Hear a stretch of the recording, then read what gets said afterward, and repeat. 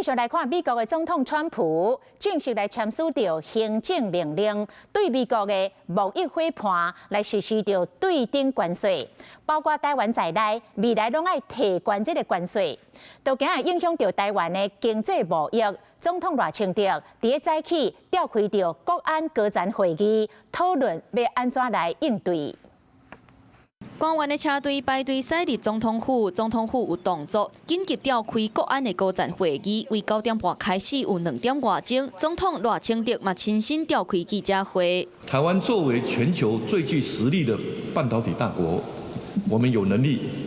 也有意愿来应对新的情势。面对川普总统对于我国半导体产业的关切，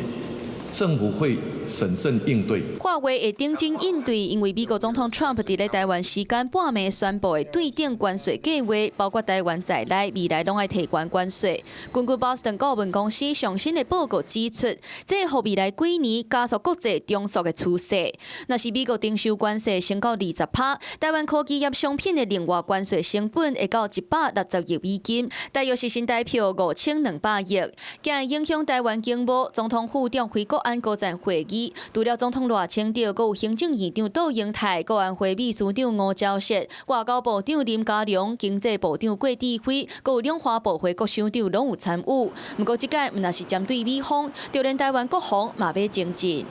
优先编列特别预算，让国防预算达到 GDP3%以上的目标。第二，为防治中国统战、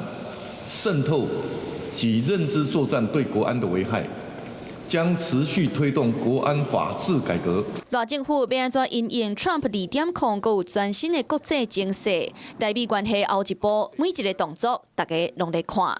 Hello， 我是林仙怡，想要抢先掌握最及时的新闻资讯吗？赶快订阅、按赞、开启小铃铛，锁定华视新闻 YouTube 频道。